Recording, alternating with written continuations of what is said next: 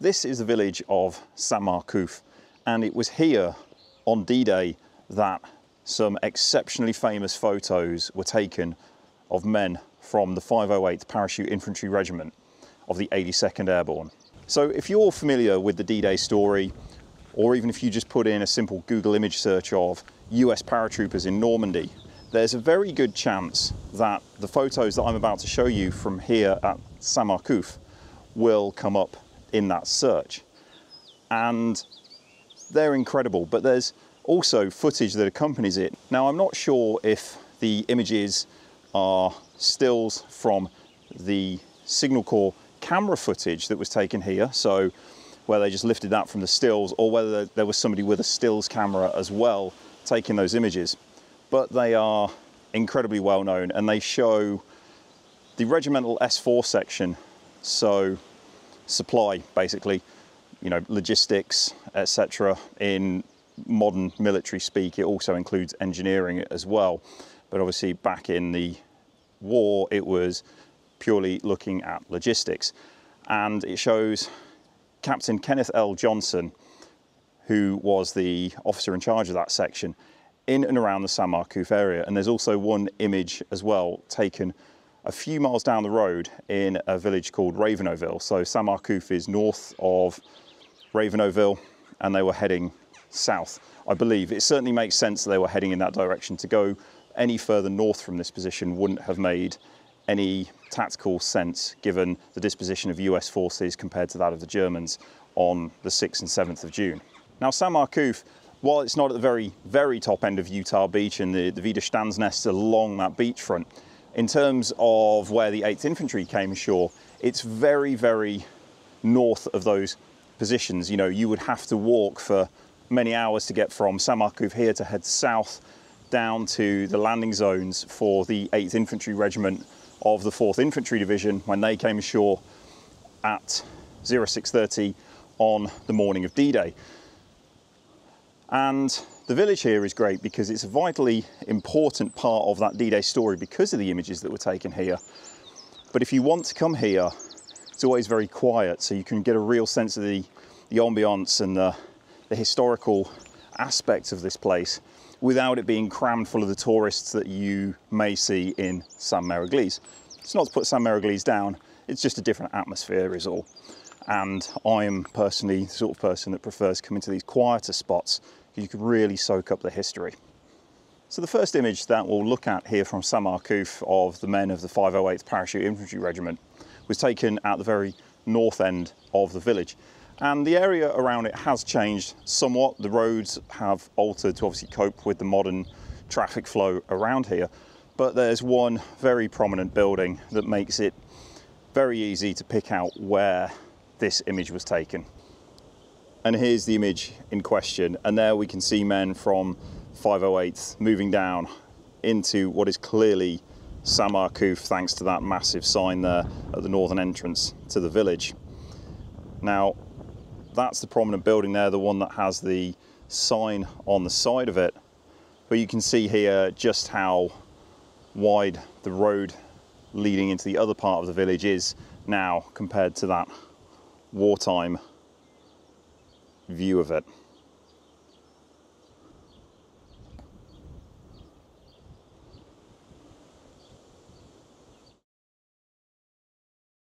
Now, as we move back toward the centre of the village and the church where the other photos were taken of Johnson and his men from the regimental S4 section from the 508th, I just want to give you an idea of the lay of the land.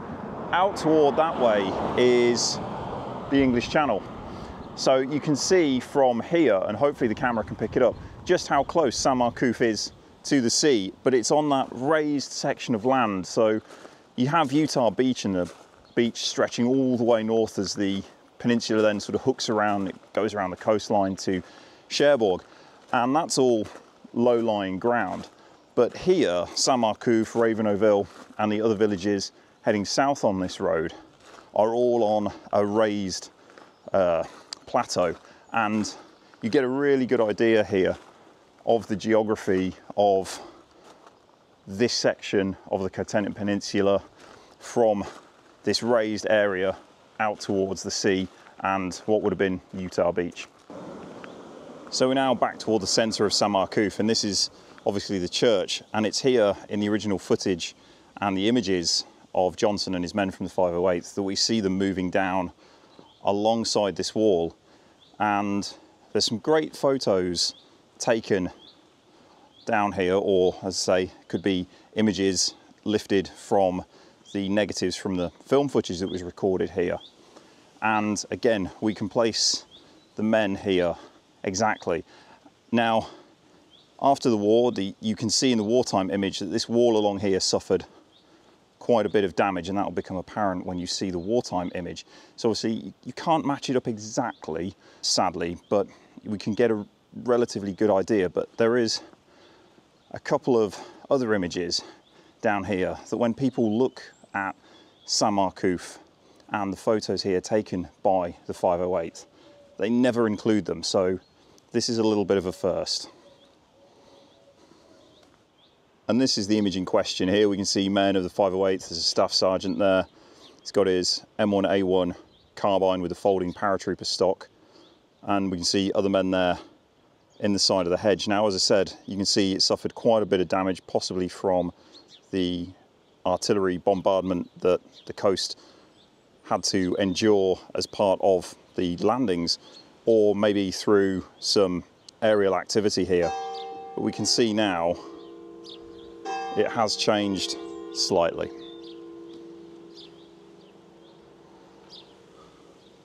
But we can still get a really good idea of the comparison because of that bend in the road there and the wall that runs along the raised graveyard as part of the church there.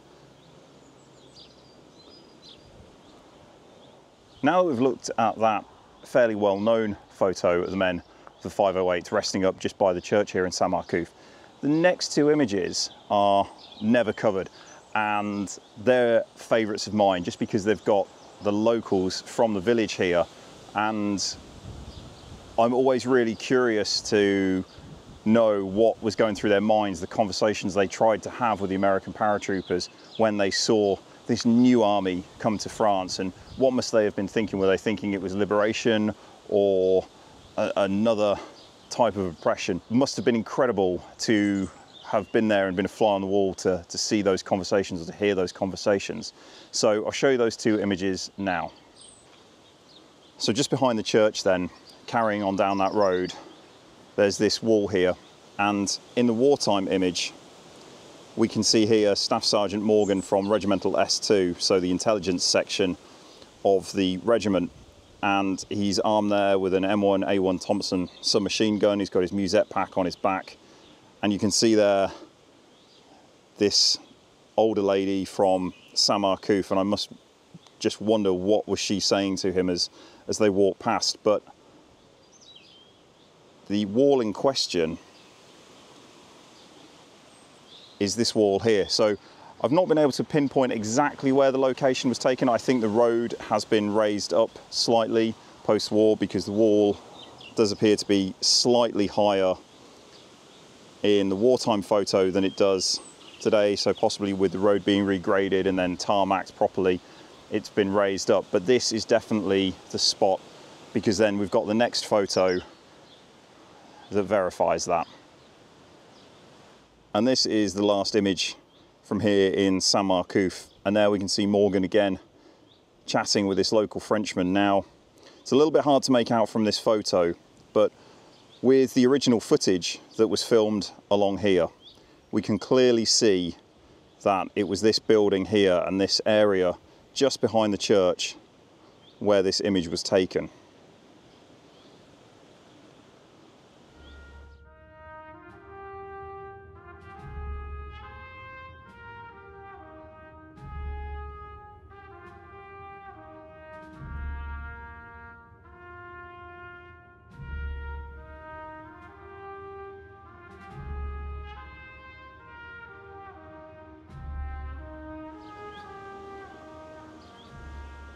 Now today in 2024, the telegraph pole that you can see behind the local was removed many, many years ago, but it's definitely in this spot because we can see this building feature in that original wartime footage.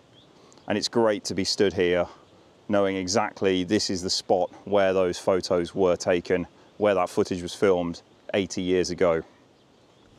So from here in Saint Marcouf, we'll now head to Raveneville to look at the last image from this episode.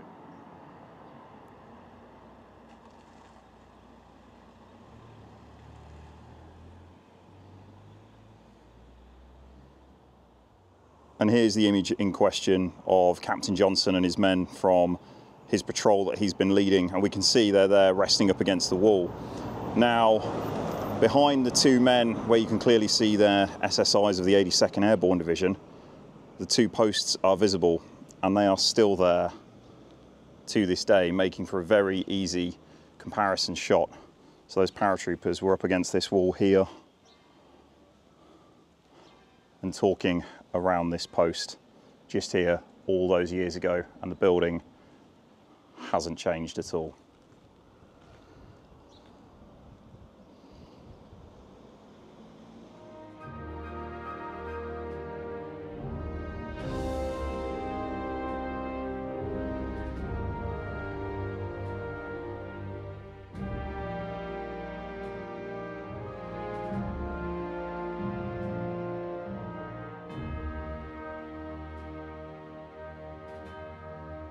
So I hope you've enjoyed this episode of World War II Wayfinder, looking at the then and now photos of Captain Johnson and the men of the 508th Parachute Infantry Regiment from Saint Marcouf and here in Raveneville.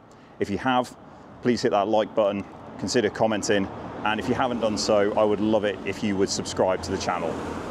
Okay, thank you for watching, and I will see you all in the next one.